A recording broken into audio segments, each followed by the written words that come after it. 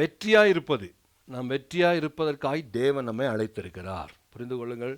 நாம் வெற்றியாக இருக்க வேண்டும் என்று நாம் விரும்பலை, தேவன் விரும்புகிறார். எப்படி உங்கள் பிள்ளைகள் நல்லா இருக்க வேண்டும் என்று நீங்கள் விரும்புகிறீர்களோ அதே போலவே கர்த்தர் நாம் நல்லா இருக்க வேண்டும் என்று கர்த்தர் விரும்புகிறார். அதன் அடிப்படையில் தான் நாம் என்ன செய்யணும் அப்படின்னா, வெற்றியாக இருக்க வேண்டும், நன்றாக இருக்க வேண்டும், ஜெயமாக இருக்க வேண்டும், சுகமாக இருக்க வேண்டும் என்று நாம் விரும்புகிறோம். அது நல்லது தானே?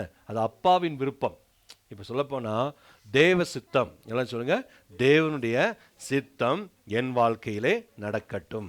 தேவ சித்தம் என்றால் என்ன அர்த்தம்? என்ன அப்படின்னா தேவனுடைய விருப்பம். எல்லாம் சொல்லுங்க, தேவனுடைய விருப்பம் தான் தேவனுடைய சித்தம். எல்லாம் சொல்லுங்க, தேவனுடைய விருப்பம் தான் தேவனுடைய சித்தம். சொல்லுங்க, தேவ சித்தம் என் வாழ்க்கையிலே நிறைவேறட்டும். பாட்டு பாடுறோம் இல்லையா? ஒரு பாட்டு ஒருத்தர் எழுதினாரு, என் சித்தம் அல்ல உம் சித்தம் நாதா அப்படின்னு ஒரு பாட்டு எழுதினார். என்னாலே அல்ல உம்மாலே ஆகும். என் சித்தம் அல்ல உம் சித்தம் ஆகணும், என் விருப்பம் கிடையாது ஆண்டவரே, உம் விருப்பம் நடக்கட்டும் அப்படின்னு சொல்கிறோம். அதான் அர்த்தம். அப்போ என் விருப்பம் அப்படின்னு சொன்னால் என்ன அர்த்தம்? என் விருப்பம் ஒரு சின்ன விருப்பமாக தான் இருக்கணும். நான் இப்போ நல்லா இருந்தால் கொஞ்சம் நல்லா ஆனால் நல்லா இருக்கும்னு நான் விரும்புகிறேன் அப்படின்னுங்கிறதா நாம் எண்ணுவோம். ஆனால் பாருங்கள், இந்த நல்லாகிறத நாம் நினைக்கிற நல்லாகிறத விட நாம் நினைக்கிற அளவுக்கு நாம் எவ்வளவுக்கு அதிகமாய் நல்லாக வேண்டும் என்று நினைக்கிறோமோ அதை விட பல மடங்கு நம்முடைய தேவன் நாம் நல்லாக வேண்டும் என்று விரும்புகிறார். அப்போ அவருடைய விருப்பம்தான் கண்டிப்பாக நமக்கு தேவை. அந்த விருப்பம்தான் நம்மளை எல்லா இடத்திலையும் வெற்றிகரமாக இருக்க வைக்கும். அப்போ அதே போல தான் இந்த வெற்றிங்கிற காரியம் அப்படி தான். தேவன் எல்லாவற்றிலுமே வெற்றியாக இருக்க வேண்டும் என்று விரும்புகிறார். அதற்கு தேவன் வைத்திருக்கிற வழி என்னவென்றால் தேவனுடைய வார்த்தை. சொல்லுங்கள், தேவனுடைய வார்த்தை. இந்த புஸ்தகம், சொல்லுங்கள், இந்த புஸ்தகம் உன் வாயை விட்டு பிரியாதிருப்பதாக. நல்லா கவனிங்க. இந்த ஒரு ரகசியத்தை ஈஸியாக நீங்கள் இந்த பெரிய ரகசியத்தை ஈஸியாக புரிந்து கொள்ள வேண்டும். பெரிய ரகசியம் என்னவென்றால், எப்படி வாழ்க்கையில் எல்லாவற்றையும் வெற்றி பெறுவது அப்படின்னா ஈஸியாக அதை புரிந்து கொள்ள வேண்டும். எப்பொழுதும் தேவனுடைய வார்த்தையை தவிர வேற ஒன்றும் உங்கள் வாயில் வரக்கூடாது. இதுதான் ஈஸியான வழி. எப்பவும் தேவனுடைய வார்த்தை தான் உங்கள் வாயில் வர வேண்டும். இப்போது வியாதி வந்துருச்சு அப்படின்னா தேவனுடைய வார்த்தை உங்கள் வாயில் வர வேண்டும். அப்போ வியாதியில் நீங்கள் வெற்றி பெறுவீர்கள். தோல்வி அடைந்து விட்டீர்கள் என்றால் தேவனுடைய வார்த்தை வரும்போது அந்த தோல்வியிலிருந்து வெற்றி பெறுவீர்கள். எப்படி வெற்றி பெறுவதென்றால் தேவனுடைய வார்த்தை உங்கள் வாயை விட்டு பிரியாதிருப்பதாக. அங்கே சொல்கிறத கவனிங்க, இந்த புஸ்தகம் உன் வாயை விட்டு பிரியாமல் இருக்க வேண்டும் அப்படின்றார். இந்த வார்த்தை உன்னுடைய பீரோவை விட்டு பிரியாமல் இருப்பதாக, உன்னுடைய பையை விட்டு பிரியாமல் இருப்பதாக, உன் கையை விட்டு பிரியாமல் இருப்பதாக. அப்படி சொல்லவில்லை, அப்படி சொல்லலை இந்த வார்த்தை. ஆனால் இன்னைக்கு என்னன்னா, தேவனுடைய பிள்ளைகள் தேவனுடைய வார்த்தையை நல்ல பீரோவில் பத்திரமா வைத்திருக்கிறார்கள், கண்ணாடி செல்ஃபில் பத்திரமா வைத்திருக்கிறார்கள், பீரோவில் பத்திரமா வைத்திருக்கிறார்கள், பேக்கில் பத்திரமா வைத்திருக்கிறார்கள். உன் வாயை விட்டு பிரியாதிருக்க வேண்டும் அப்படின்னு சொல்றார். எதை விட்டு பிரியக்கூடாது?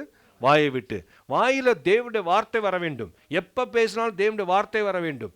எதை சொன்னாலும் தேவனுடைய வார்த்தை வர வேண்டும். அதன் அடிப்படையில் பேசுவதற்கான உங்களுடைய நாவை, உங்களுடைய இருதயத்தை நீங்கள் பயிற்சிக்க வேண்டும், ட்ரெயின் பண்ணி வைக்க வேண்டும்.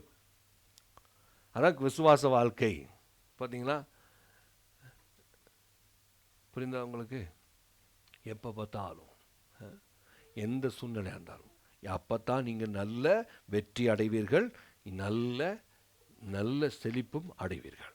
நல்ல வெற்றி நல்ல செழிப்புக்கு தேவனுடைய வார்த்தை ரொம்ப ரொம்ப முக்கியம். சரி, இந்த வெற்றி பற்றி பேசுகிற தேவன் அவங்களுடைய வெற்றிக்கு வெற்றியிலே மிக முக்கியமான ஒன்று என்னவென்றால் இந்த பொருளாதாரத்தில் வெற்றி அடைவது. ஏனென்றால் பொருளாதார உலகத்தில் நாம் வாழ்கிறோம். பொருளாதார ஆசீர்வாதம் நல்லது. சொல்லுங்க, பொருளாதார ஆசீர்வாதம் நல்லது, மிகவும் நல்லது. இதை நீங்கள் தெரிஞ்சுக்கிறணும். பொருளாதார ஆசீர்வாதம் கெட்டது, அது மக்களை கெடுத்து விடும். ஆகவே அதை பற்றி சொல்லக்கூடாது, அதை பற்றி பேச வேண்டாம் என்றெல்லாம் நிறையா கேட்குறோம். அப்படி அல்ல.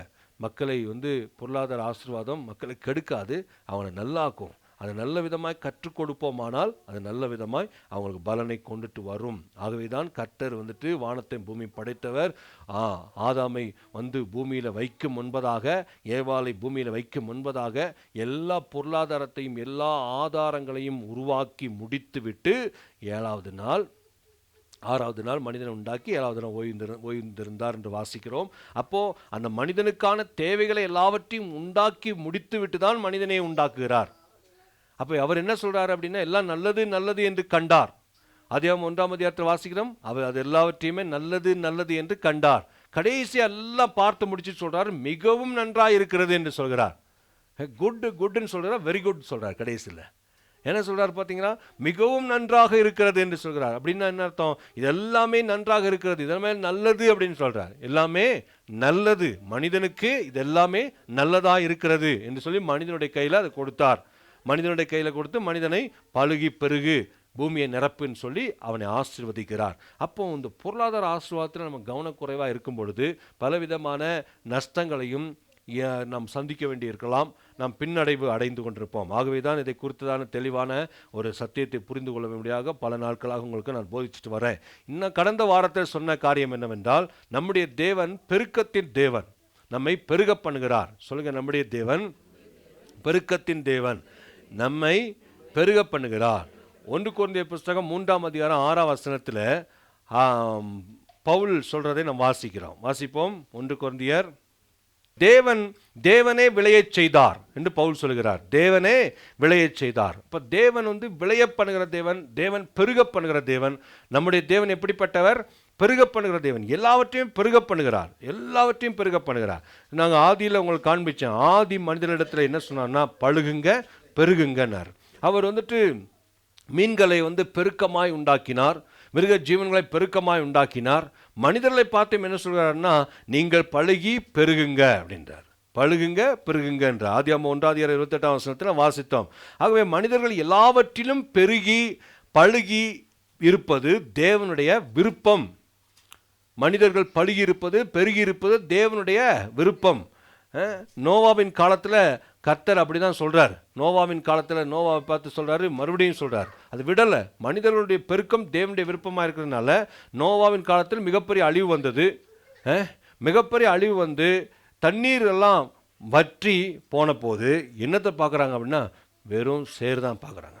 சகதி சேறு எப்படி கிடக்குது, இந்த இந்த இது மாதிரி கடந்திருக்கும். வயநாடை கொஞ்சம் உட்காந்து பார்த்துருந்தோன்னா, அங்கே பக்கத்தில் உட்காந்து பார்த்துருந்தோன்னா அதே மாதிரி தான் முழு உலகமும் இருந்துச்சான். அப்படிப்பட்ட ஒரு கண்டிஷனில் இருந்தபோது எப்படி நான் இனிமேல் என்ன செய்ய போகிறேன், நான் எப்படி என்ன பண்ண போகிறேன்னு சொல்லிட்டு என்னை எதிர்பார்த்து நிற்கிற போது கர்த்தர் சொல்கிறாரு, ஆதியாகமம் 9ஆம் அதிகாரம் 1ஆம் வசனத்தில் நோவாவை பார்த்து, நீங்கள் பழுகி பெருகுங்கள். ஆதாமுக்கு என்ன சொன்னாரோ அதே மறுபடியும் நோவாவுக்கிட்ட சொல்கிறார், நீங்கள் பழுகி பெருகுங்கள் அப்படின்னு சொல்கிறார். ஆதாமிடம் சொன்னது போலவே சொல்கிறார். அடுத்து அதே மாதிரி அப்படியே வராரு, ஆபிரகாம்கிட்ட சொல்கிறார், உன்னை பெரிய ஜாதியாக்குவேன். ஆபிரகாம் அழைச்சிட்டு என்ன சொல்கிறார், உன்னை பெரிய ஜாதியாக்குவேன் அப்படின்னு சொல்கிறார். மிகப்பெரிய ஜாதியாக்குவேன். குடும்பத்தில் பிள்ளைகள் இல்லாமல் இருப்பது தேவனுடைய சித்தம் கிடையாது. நிறைய பேர் நினைக்கிறாங்க, ஒருவேளை இவங்க பிள்ளை இல்லாமல் இருக்குது தேவனுடைய சித்தமாக இருக்குன்னு. இல்லவே இல்லை, அப்படி கிடையாது. கர்த்தருடைய சித்தம் என்னவென்றால், நிறைய பிள்ளைகள் இருப்பது தான் கர்த்தருடைய சித்தம். இல்லையா, நிறைய பிள்ளைகளை கொடுப்பது தான் கர்த்தருடைய சித்தமாக இருக்கிறது. ஆனால் உலகம் என்ன சொல்லிடுச்சு அப்படின்னா, நாம் இருவர் நமக்கு இருவர், அப்படி அப்புறம் நாம் இருவர் நமக்கு ஒருவர், அப்புறம் நாம் இருவர் நமக்கு ஏன் ஒருவர். இப்போ அடுத்து வந்துட்டு இருக்குது, நாமளே குழந்தைகள், நாமளே குழந்தைகள். அவன் நமக்கு ஏன் குழந்தைகள் அப்படி சொல்கிறாங்க. இப்படி மொத்தத்தில் இப்போ ஜனம் பெருகாதபடி எவ்வளோக்கு தடை பண்ண முடியுமோ அவ்வளோக்கு தடை பண்ணிட்டு இருக்கிறாங்க.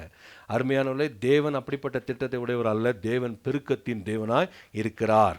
அப்போ மற்ற ஆட்களுடைய அனுபவத்தை வச்சு, குடும்பங்கள் இருக்கக்கூடிய அனுபவத்தை வச்சு அதற்கு முடிவுக்கு வரக்கூடாது. என்ன அனுபவம், எதை வச்சு முடிவுக்கு வரணும் அப்படின்னா, வேத வசனத்தை வைத்து தான் நம்ம ஒரு முடிவுக்கு வரணும். வேத வசனம் என்ன சொல்லுது?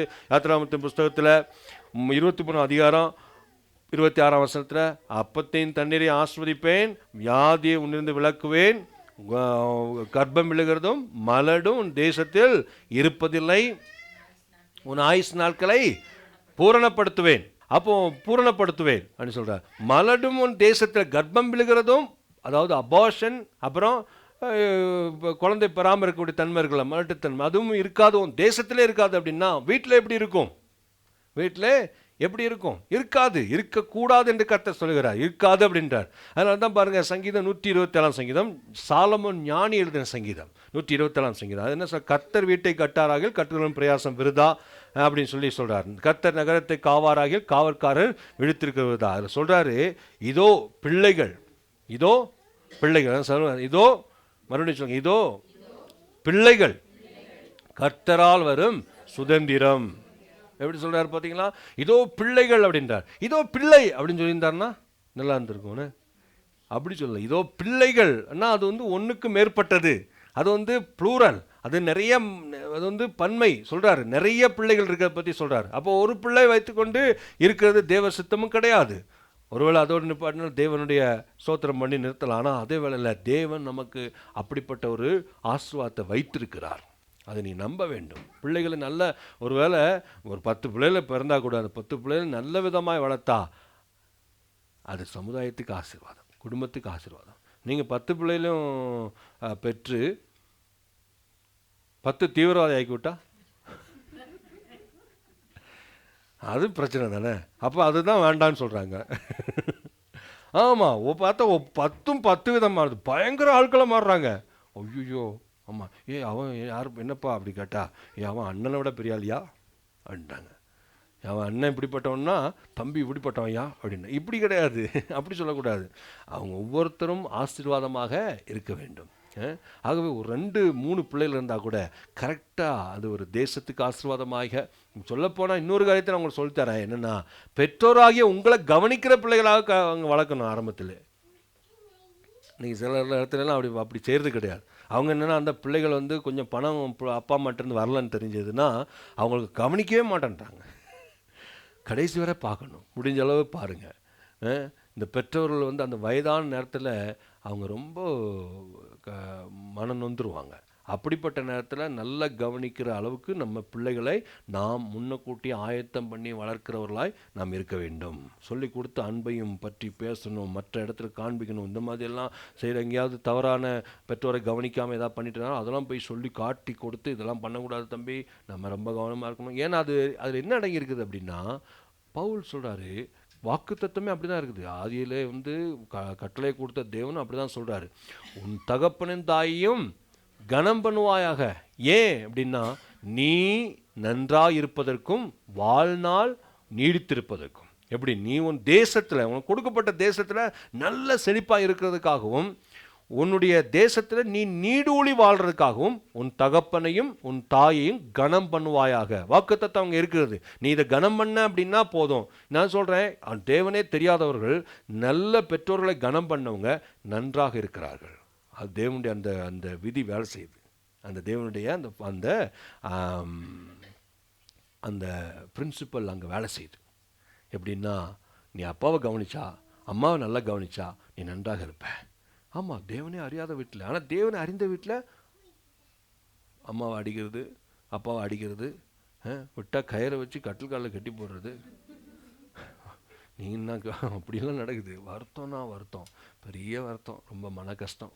அருமையான கர்த்தருடைய பிள்ளைகளை இந்த மாதிரி ஒரு காரியத்தை நம்ம செய்யக்கூடாது. அப்போ பிள்ளைகள் நிறைய இருப்பது நல்லது தான். அந்த பிள்ளைகளை நாம் நல்ல விதமாக வளர்த்துறணும். அதுதான் நம்ம இருக்கிறோம், அதுதானே இருக்கிறோம். அப்போ பிள்ளைகள் வந்து குறைவாக இருப்பது தேவனுடைய சித்தம் அல்ல. பாருங்கள், அவர் தேவனுடைய சித்தம் என்று சொன்னால் நிறைய இருப்பது தான். இதை தான் வந்துட்டு ஆபிரகாம்கிட்ட மறுபடியும் சொல்கிறாரு, கூப்பிட்டுட்டு போகிறார். ஆபிரகாம் என்ன சொல்லிட்டாருன்னா, ஆண்டவரே பிள்ளை தருவேன்னு சொன்னார். அவர் சொன்னார், உன்னை பெரிய ஜாதி ஆக்குவேன்னு சொன்னார்.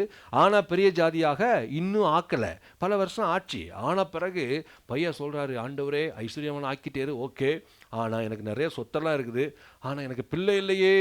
என் வீட்டில் வேலை செய்கிற எலியேசர் தானே சுதந்திரவாளியாக இருக்கான், அவனை தான் பிள்ளையா போடணும் போல தெரியுது அப்படின்னு மாதிரி பேசிட்டு இருக்கிறார். உடனே கையை பிடிச்சி தரன்னு வெளியே எடுத்துகிட்டு வந்தார். இங்கே வாப்பான்னு கூப்பிட்டு வந்தார். கூப்பிட்டு வந்து மேலே பாரு அப்படின்னார்.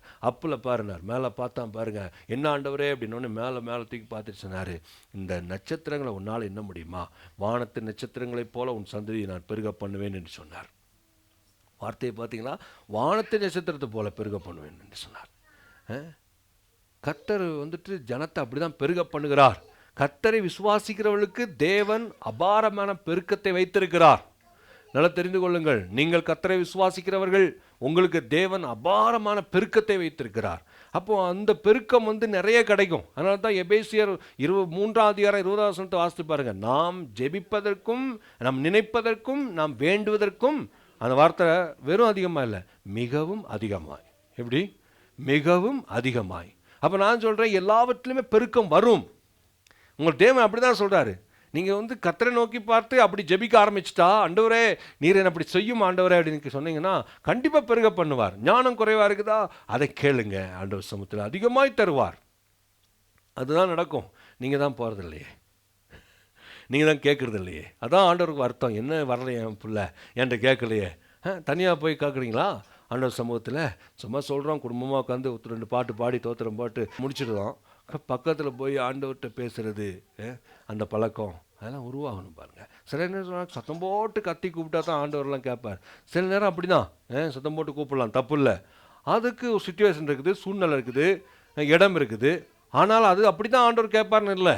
தேவனிடத்தில் போய் எப்படின்னா மெதுவாய் பேசினாலும் தேவனுக்கு கேட்கும், ஆரவாரம் இல்லாமல் பேசினாலும் உங்கள் அப்பாவுக்கு கேட்கும். நீங்கள் சொன்னீங்கன்னா அவர் காது கொடுத்து கேட்பார். அவர் கேட்டு உங்களுக்கு தக்க பதிலை சரியான நேரத்தில் அற்புத விதமாய் கொடுப்பார், நிச்சயம் கொடுப்பார். ஆமாம், அதனால தான் பாருங்கள், நீங்கள் வேண்டுவதற்கும் நினைப்பதற்கும், அங்கே நினைச்சாலே போதும், நினச்சிட்டு போனாலே போதும், அதுவே வேலை செய்யுது. நான் அப்படி தான் ஒரு இடத்துல போயிட்டு இந்த மாதிரி நடந்தால் நல்லாயிருக்கும் அப்படின்ற மாதிரி நான் நினச்சிட்டு இருந்தேன். அப்புறம் சின்ன ஜெபம் தான் பண்ணேன். ஆச்சரியமான மாற்றம், ஆச்சரியமான அற்புதங்கள் நடந்தது. ஆமாம், அல்லேலூயா, ஆமென். அற்புதம் நடந்திருக்குது. நீங்கள் பார்ப்பீங்க, கண் கூட அதெல்லாம். ஆமாம், பார்ப்பீங்க. பாருங்கள், என்னென்னா எபேசியர் 3:20 மிகவும் அதிகமாய். அப்போ கர்த்தர் ஆபிரகாமுக்கு சொன்னதை நிறைவேற்றினாரா? நிறைவேற்றினார். என்னாச்சு தெரியுமா? யாத்ராமத்தின் புஸ்தகம் 1:7 என்ன வாசிக்கிறோம் அப்படின்னா, அவர்கள் மிகவும் பழகிட்டாங்களாம், மிகவும் திரளாயிட்டாங்களாம், அதிகமாயிட்டாங்க. அதை தடுக்க யாரால முடியலை. கொஞ்சம் கவனிச்சுக்கோங்க, தேவன் பெருக செஞ்சா யாரும் தடுக்க முடியாது. தடுக்க முடியவில்லை, தடுக்க முடியாது. ஆமென். நறுக்கிறாங்கன்னா நீங்கள் கவலைப்படாதீங்க, நீங்கள் நல்லா பெருக போகிறீங்க. நீங்கள் பெருக போகிறீங்கன்னு அர்த்தம்.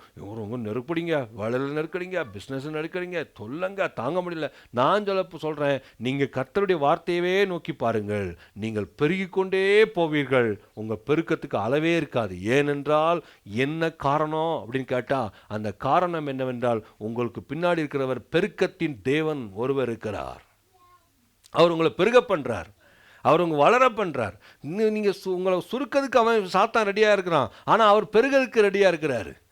கவனிச்சு பாருங்க, இதெல்லாம் பார்க்குறாரு மோசே. இஸ்ரவேல் ஜனங்களை பார்த்துட்டு மோசே என்ன சொல்கிறாரு பாருங்க. மோசே சொல்கிறத கவனிக்கணும். உபாகமத்தின் புஸ்தகம் 1:10 வாசிங்க. அதில் என்ன சொல்லுவேன்? இப்பொழுது இருக்கிறதை பார்க்கிலும் உங்களை கர்த்தர் பெருக பண்ணினார், உண்மைதான். ஆனால் இப்பொழுது இருக்கிறதை பார்க்கிலும், அது மேலே வாசிக்கணும். என்ன?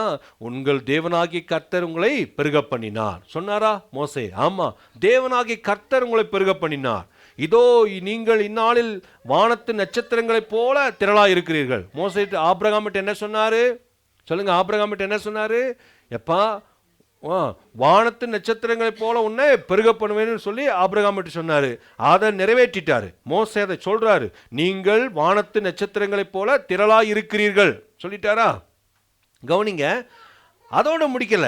என்ன சொல்றாரு பாருங்க, அத்துடன் நிறுத்தல. என்ன சொல்றாருன்னா 11 நீங்கள் இப்பொழுது இருக்கிறதை பார்க்கிலும் 1000 மடங்கு அதிகமாகும்படி ஆசீர்வதிப்பாராக. நீங்கள் இதெல்லாம் யோசிக்கணும். அதனால இது இப்படி தான் உங்கள் தேவன். உங்கள் தேவன் இப்படி தான் இருக்கிறார். நீங்கள் தேவனை அறிகிற அறிவு வரும்போது உங்கள் பெருக்கத்தை தடுக்க முடியாது. உங்களுடைய பொருளாதாரம் பெருக்கம், எல்லா பெருக்கத்தையும் தடுக்கவே முடியாது. நீங்கள் மேலே போயிட்டே இருப்பீங்க. நீங்கள் யாரை ஆராதிக்கிறீங்க?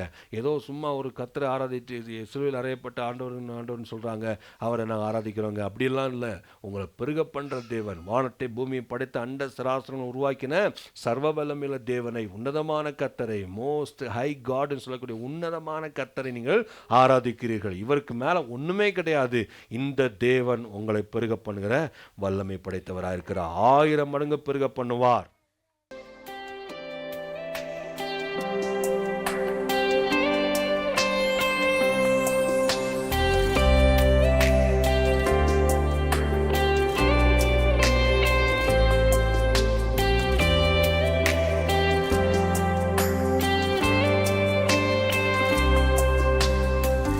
உம்மை போல யாருண்டு, நன்மை செய்ய நீருண்டு.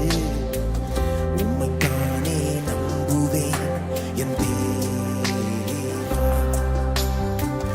உம்மை போல யாருண்டு, நன்மை செய்ய நீருண்டு.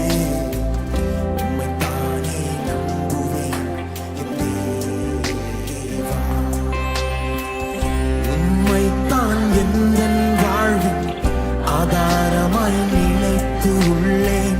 நீரில்லா எந்தன் வாழ்க்கை வீணாய்த்தானே போகும் ஐயா. உம்மைத்தான் எந்தன் வாழ்வின் ஆதாரமாய் நினைத்து உள்ளேன்.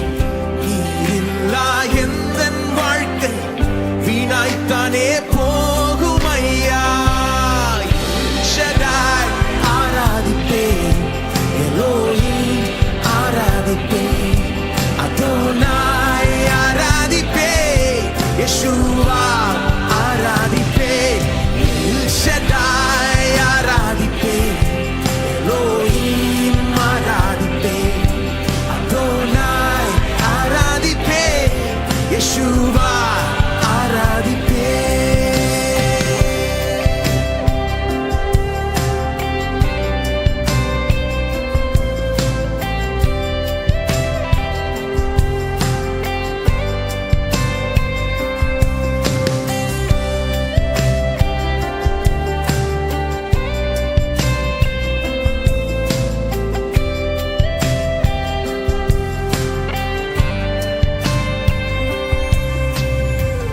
கலங்கி நின்ற என்னை கண்டு கண்ணீரை துடைத்தவரே, காலமெல்லாம் கண்மணி போல கரம் பிடித்து காத்தவரே. கலங்கி நின்ற என்னை கண்டு கரம் பிடித்து காலமெல்லாம்